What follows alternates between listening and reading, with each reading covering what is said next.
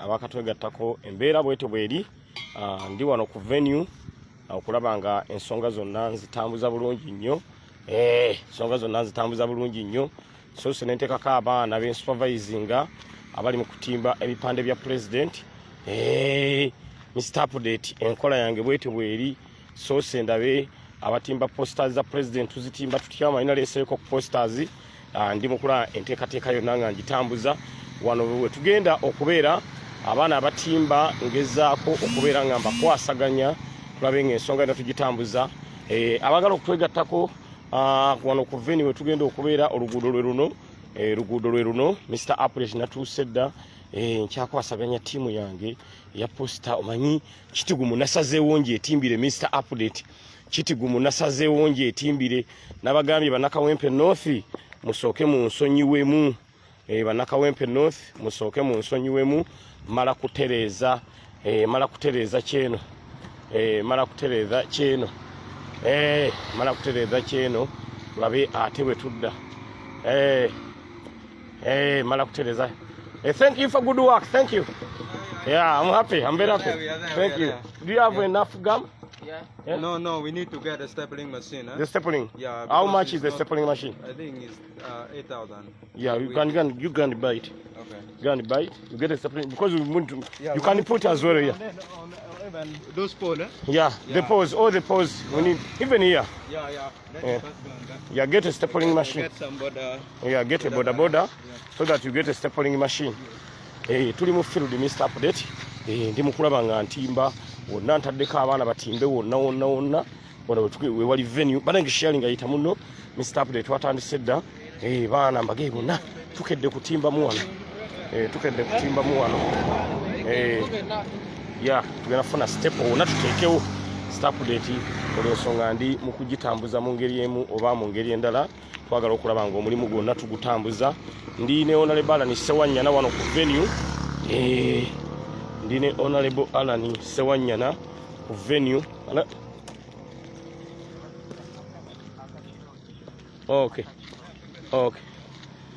ndi ne Honorable Alan wano ku venue tugezaako okola nga omulimu gwonna tugutambuza bulungi nnyo Sky Soldier naye atuuse tuli ne Honorable Alan wano ku venue tugezaako okola nga buli kimu kitambula tugenze tulabe tufune stepo ate buli kimu kitambule bulungi nnyo buli kimu kitambule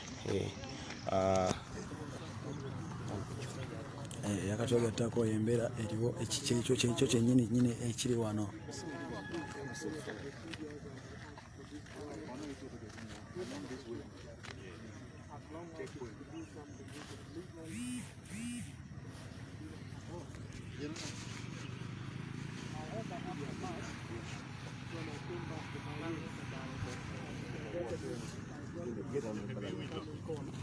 Honorable Alan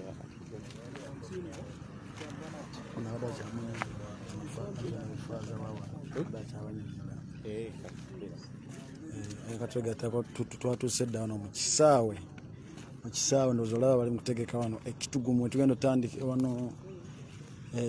otandikira ate tulabika nga tuddako epadel tugende eggulu tuli mu kikuba wangi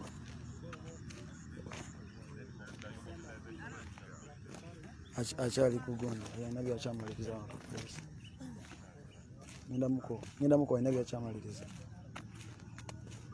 yakatwegattako tuli mu kutegeka eno ndowooza olaba twagala tukikube eno nabagamba ttiimu yaffe eri under worldwide eri nsi yonna ekisaawe kyekino ekisaawe tuli mu kutegeka tulabe nga president asange nga buli kimu kiri taratibu buli kimu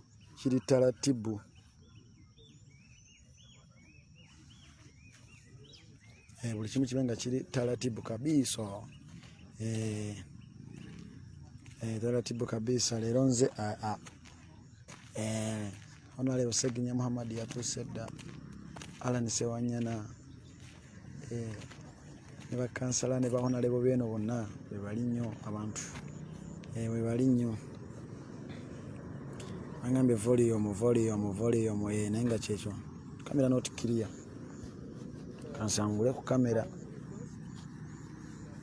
atawo awo kiri kitya sooka mbuulire ekisaawe ekyo kyekyo bambi ngenda kibalambuza kyonna ngenda kibalambuza kyonna munnange Sky Soldier nze akutte microphone. Sky Soldier nze akutte akazindaalo leero. Sky Soldier nze akutte akazindaalo. Tuli mu kutegeka munnange leero. Omuwalabu bumukeeredde.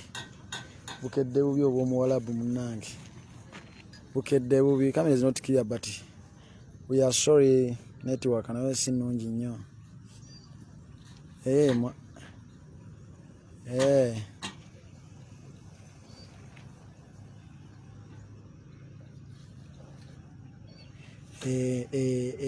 Sharinga busharing nzita muno kamera ejja kuba clear nawe bimanye ebyeno tuli mu kyalo nnyo kamera ejja kuba clear kamera yo ejja kuba clear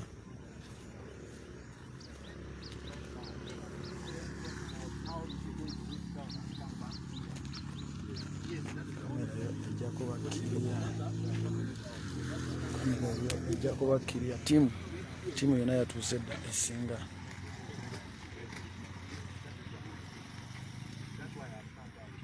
timu yatuuse dda esinga yonna timu yatuuse dda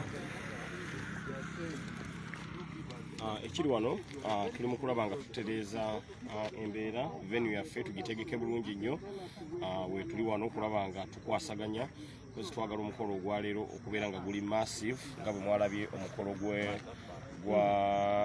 gw'eggulu bwe gwabadde gwabadde twetaaga ne guno ogwano gubeere massive era tuli mu kutegeka kati babe nga buli kimu tusobola okubeera nga tukitambuza bulungi nnyo obwedda tusupervisinga team etimba ebipande wano mu kitigumu kuba kitigumu eno twagala nazo zibeere strong odds the NUP ate Mr. Update mumanyi bwembeera ku ground tewali kirema era bwe ntuusa nembuuza kyekiganiro nga wano kibulamu public address system nayo yiri mu kiseera kino ejja kugamba buli kimu tube nga tukisetinga bulungi nnyo nekya public addressing system nakyo tukimaliriza era yiyo ejja kugamba tiimu eri ku venue wano okulanga omukolo gwa president gutambula bulungi tiimu eri strong tiimu kabiriiti era muteekateeka eyo twagala tulabe nga buli kimu tukitambuza yiyo public addressing system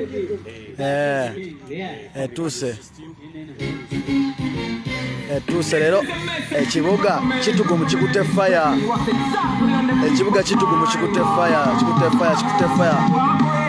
mwena abali ku the Updates online page just mwekumire online mwekumire ku the Updates online page omuziki ogubadde gumaze okujja namugerwa leemo ogamba otya ddiya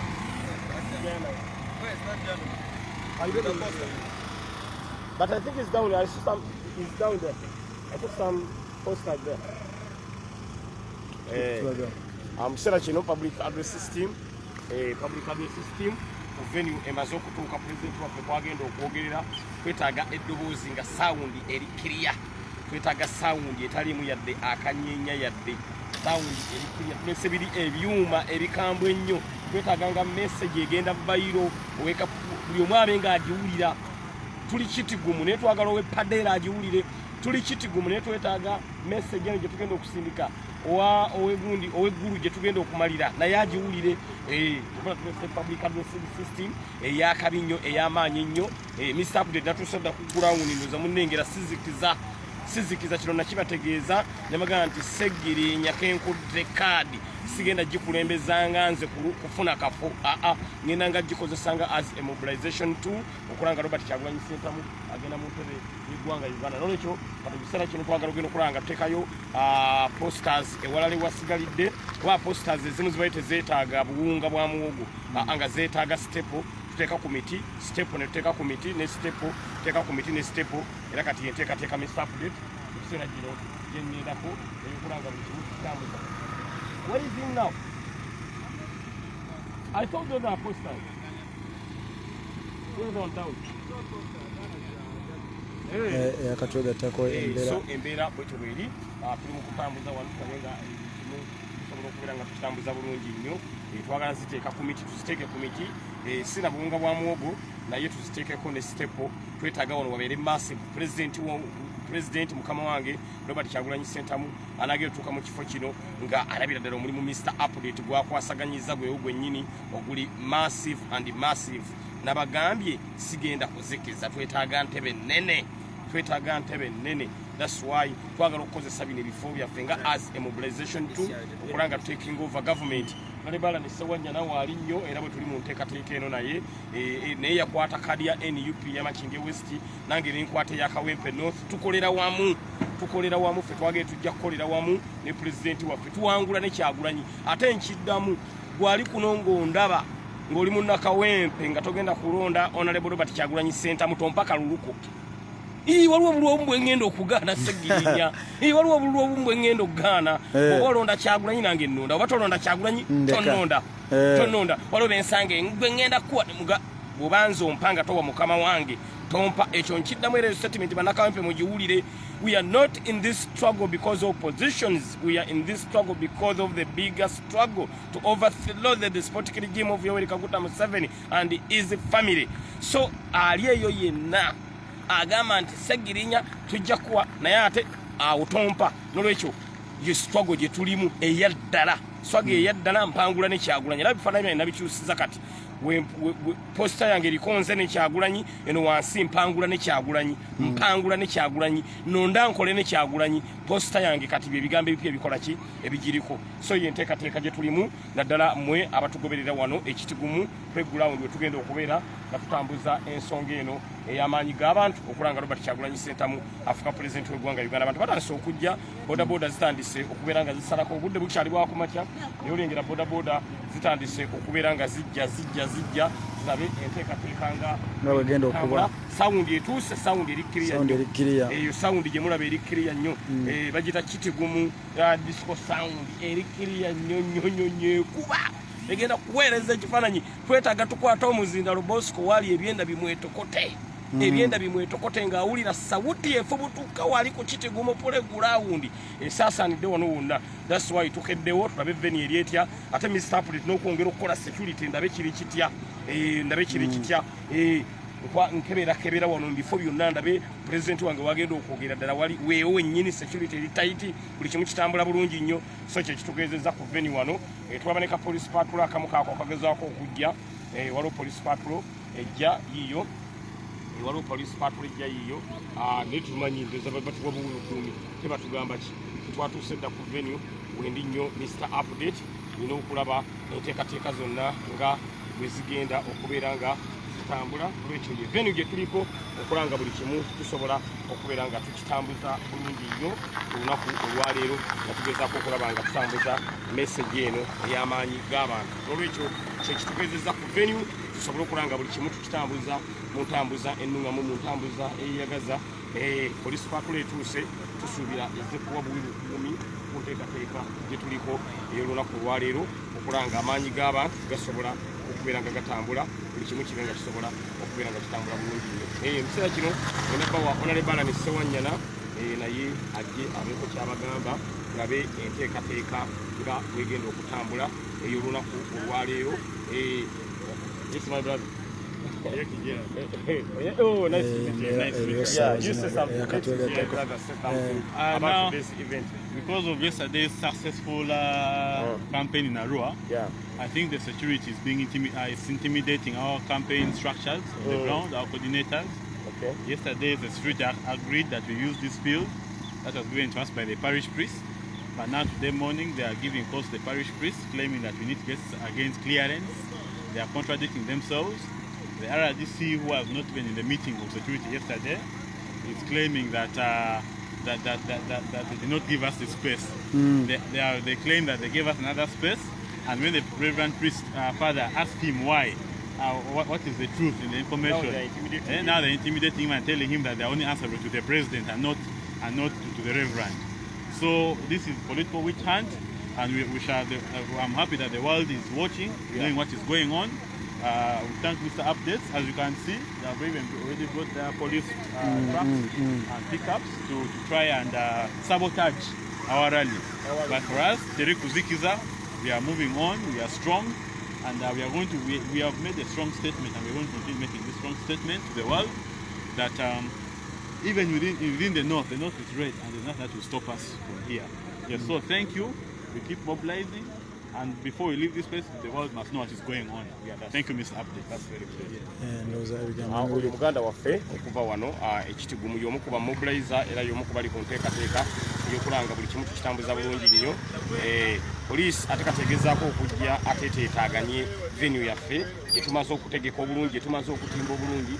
Kati poliisi yagala teekawo mbeera egamba nti venue ate mugiveeko. Kati omusajja wa Katonda yatuwadde ekifo kino father batandise omutiisatiisa bamugamba nti ekifo ekyo tewandikibawadde, wandikibaggyeko. Abasajja mulabone tebaswala bannange batandise ssebo kati mugamba nti ekifo kibaggyeko because gye twabadde successful nnyo. Kati bamugamba nedda ekifo weekyuse kyemmaze okutimba Ssegirinya ekifo kyemmaze okutimba bwe nti ate okyusa olulimi obuddebo tumaze obudde wano ne muganda wange nga tutimba wano muganda affe akoze omulimu gw'amaanyi nnyo byuma byonna biwedde public address system etuuse butebe buli tubuleese kati baagala tudaivatinga ate batujja ekifo kino ate batwala ekifo ekirala kino oliba mutiisatiisize yakituwadde muganda waffe sajja wa Katonda yagambye nti nkibawadde kati bamugamba tulina okufuna clearance simanyi okuva ewa RDC ate ba RDC banyampi ffe ka tugende mu maaso n'okuteekateeka venue because kino kye tukola kiri constitution. It is a constitution right okucampaigninga, it is a constitution right okunyonyola abantu biki betugenda okubakolera. Olwekyo ffe tumanya nti betukola kiri mu mateeka tetutiisibwatiisibwa ffe ka tugende mu maaso n'okukola bye tulina okukola watali kutiisibwatiisibwa because kimu abaana batuuse wano police patrol kagezaako teekawo embeera naye ffe tutuuse ka tugende mu maaso n'okutegeka because ekifo kyatuweereddwa muganda ffe twayogedde naye father naga ekifo nkibawadde kati bamutiisatiisa mbu yeefuule tetugenda kukkiriza. This is our country, this is our country. This is sign of impunity, dictatorship. We should fight for dictatorship, we fight for impunity in our country, Uganda. Tetulina kubaamu baana na byana eggwanga lyaffe ffenna. So ffe katugende maaso n'okuteekateeka tiimu yaffe eya NUP etuuse. Bali abaana aba tent magete mutya muteekeyo tent. Muteekeyo tent. Ate Ssegirinya kasantuuse. Ndi mu kitundu NUP flaga beera Kawempe North Mukanga Kanga. Oyinza okutiisatiisa Ssegirinya. Oyinza omutiisa. So mu kifo wendi tuliwo ne honorable Alan Sewanyana ne muganda affe tukoordinatinga omulimu guno okulanga gutambulaniza abantu mbalengera president bamwetimbidda mufaananyi wona Ssegirinya maze okutimbawo bulungi nnyo wonna nguze n'ebimu ku bikozesebwa ebirala ebyetaaga okutimba wano wonna mbagambye neetaaga win. I want honorable Robert Kyagulanyi Ssentamu to be elected as the president of the Republic of Uganda. Era mbabuulira mu abatulaba bali mu diaspora that the next government in power it is none other than NUP government will be in power come rain or sunshine. So yenteekateeka gye tuliko okulanga omulimu gwonna tugutambuza tugenda kutiisibwatiisibwa bana abantu bena tobakanga babagana enkofiira naye baba bazambadde bo bazambala munnange abaana batiisatiisa enkofiira bazambadde tutiisa bagenda tututiisa lwokono honalewo Ssewanyana asooke abeeko nayo byabagamba. How they going?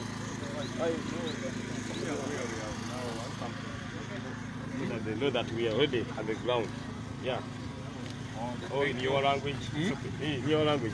Apoyo Anglo and John, but it did go to China for Bobby Wine, His Excellency. Kyagulanyi, you know, Locky one, or win Tama Mega President of Uganda. Again, I pay a lot more water for and again kind of. Ono yanyumye dda anane ekipande kya president say something. Koyo matek ko lwak tuju machwa Bobby Wine wan watie bien endo mier beti wan gino ma kenna ke mier timne we are ready for oza abantu bonna mubawulidde bagambye come rain come sunshine Kyagulanyi for president wabula kuba RDC abadde abatiisatiisa abadde agezaako byonna okola buli kyonna ekisoboka abadde agezaako okukola kyonna ekisoboka.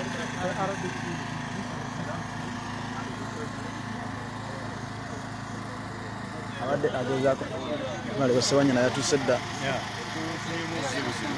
abantu abakulu naddala abawano tebaagala tutuuse ekisaawe kino wetugenda okutula alaali yaffe naye nga tebabadde batukkiriza tujje ne balibali w'ekkubo w'ekibuga gye tuba tubeera naye kati RDC omukulu William Tomandeki alabika ayagala kukulemesa miitingi yakuwanye so tugenda kugezako okwogeranateeka eyo kubanga twalabye John President Museveni ng'ali mu kisaawe wekiti nga mwatuziza miitingi ye so siraba nsonga lwaki ate mu kaseera nga kano ate Yes, our ticket president, Robert Chagulanyi Center, when Bobby Wine. The Kingdom District team is battling.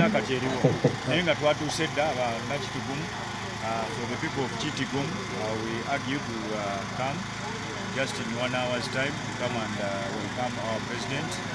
You meet him and even listen to what he has prepared for you. You listen to our manifesto and what we are ready to provide for this country and the Chitigum as a district. So that is why we are here. Yeah. Embera eriwo abantu mpozi n'ekirala kyenjagala okucommunicating eri abantu ekiriwo omukyalo ono gwe bayita Beatrice Anywa akwataganye ne RDC w'ekitigumu bateekewo embeera because ba Beatrice Anywa bakimanyi Robert Kyagulanyi Center mu wayingirira wano mu kitigumu tebagenda sigaza bufo bwabwe kati Beatrice Anywa akwataganye ne RDC okuteekawo embeera ey'okulaba nga batulemesa veni eno era muganda ffe father eyatuwadde ekifo kino bagezaako okubeera nga bamutiisatiisa aŋŋambye bamukubira amasimu gava eno buli budde essimu ejja yogera n'ono yogera n'oli yogera n'ono nti akyuse olulimi veni gye yadde atuwadde nti akyuse ye abadde akyalemeddeko naye bamutiisatiisizza bali mu mukanga venu yaffe bagiremese of which ffe tetugenda kuyinza kutiisibwatiisibwa because kyetukola tukimanyi nti tukikola mu mateeka tukimanyi nti honorable Robert Kyagulanyi Center mu olunaku olwaleero gundi ye shedu ye emulagira kubeera kitigumu ne padel ne gulu ekyo tukimanyi n'olwekyo bwe kiba nga baagala kuteekawo maanyi kutulemesa kubeera nga tukuba kampeyini zaffe Mwami Museveni munnange akalulu kaba kakulemya okunoonya mu mirembe toteekawo ate embeera kati obalabye ekyabadde Arua nga kyabadde massive gwe mutima guno ombi gwe bakoze wano because bategedde nti abantu ba Northern Region babuuse beetaaga change kati Beatrice Anywa ne tiimu eyaba RDC n'abantu abalala naawo be bali kati mu kuteekawo embeera okulaba nga ate batulemesa veni eno gye tufunye tumaze oteekawo ebyuma tumaze oteekawo tent n'obutebe ng'ate mutugamba nti nedda temugenda kukozesaawo tebugenda kuvaawo because ekifo kyatuweereddwa ekirungi nannyini kutuwa kifo ali ku sayidi yaffe naye yadde bamutiisatiisa era tumugumiza Mr. Update wendi mugeete bakwatako wendi Mr. Update wendi I'm ready to protect you I'm ready to be with you mu mbeera yonna olwekyo bali mu mutiisatiisa naye ffe tuli twatuuse dda tugezaako okulaga tutambuza omukolo guno tenti tuzireese butebe tubuleese ebyuma tubireese tuleese sawundi esinga wano mu kitigumu okukuba tulabe nga honorable message yonna etambula eri mu masoso g'ebyalo eri mu mayumba wawa buli omu message abe nga agifuna n'olwekyo mumanye nti omuntu wamwe ali ku ground Mr. Update message yonna agenda kubeera nga agitambuza ate mumanyize nga ndi mu kifo buli kimu kibeera sitedde nnyo kyobala bwe ntuuse wano mbuuziza ki ekiganye abaana banga Mr. Update wantubulamu okukola tuti tubulamu okukola tuti nembaga njagala wano wonna ng'ebifaananyi bya honorable byokka byewuubira mu bbanga era ndooza mulengera omulimu abaana bagukola emaze bateekako abaana bagukola bulungi nnyo bagutambuza bodaboda zonna abaana bonna mbayise mbage mujje mubeerewo wano gabe nga mwaniriza omukulu n'olwekyo yembeera eriwo mulengera posta za president mazo zikwasa abaana zino posta zennyini eziriko tusobole okulanga ensonga yonna tusobole okubeera nga tugitambuza wano baffe tukimanyi nti olunaku olwaleero wano wetulina okubeerera lwatuweereddwa so bino bya poliisi tutiisatiisa tetugenda kukkiriza because tukimanyi nti tuli ku kituufu geno omwami eriyawo We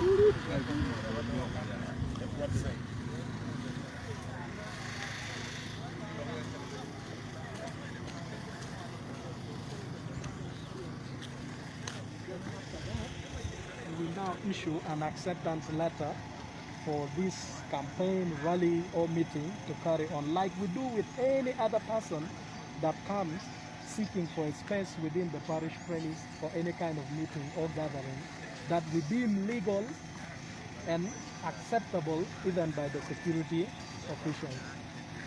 So it's I don't want to say it's unfortunate, it's just that the Monsignor had a meeting to attend very early in the morning today in Guinea City. So he left yesterday evening after he had also come out of another meeting in which I was a part of. Then in the evening, when I was going for my sports, I was called by one of the altar servants at the parish. I meet two young men and the other one is also a Christian. He tells me he's the spokesperson for People Power Movement in Kidman District. They have come following up the issue of the acceptance letter to use this parish playground for the campaign today.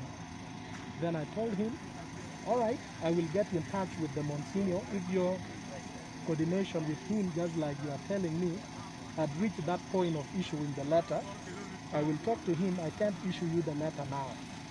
And besides, I know he will give me a call. So maybe you come tomorrow after Mass.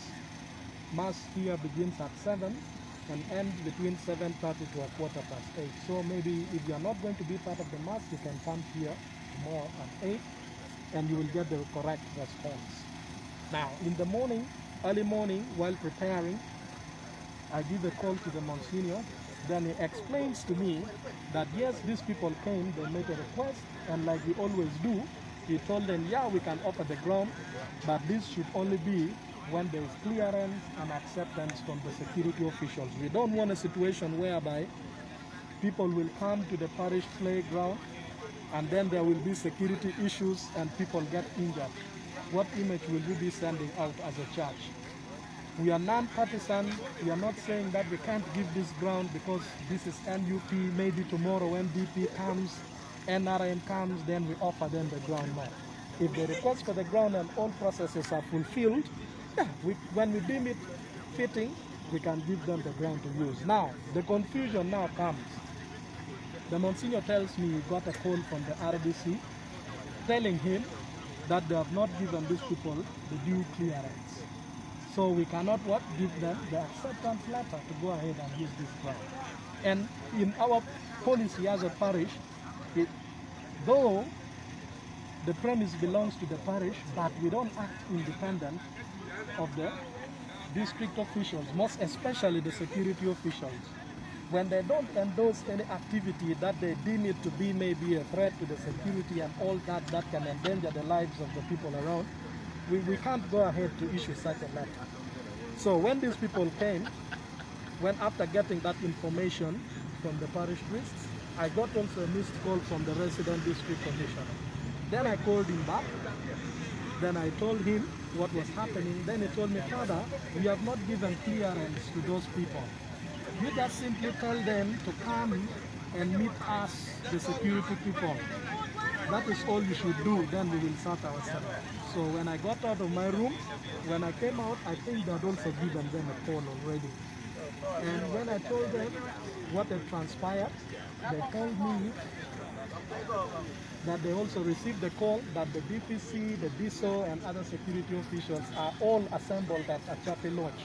And they have invited them to go there for a meeting to clear up the issue of clearance. Then I told him, I'm happy that they also gave you the call. Now, I cannot issue any letter until you go and get the due clearance from the security officials, because we don't act independently. We don't want anything, like I told you before, that will cause commotion and endanger the lives of our people and parishioners. So they went. Then I was at the parish. I told them that in case of any information or clarity, I'm around. Now, what do I hear? While at the parish, I hear the public address system going round that today His Excellency Bobi Wine will be addressing people at Christ the King playground.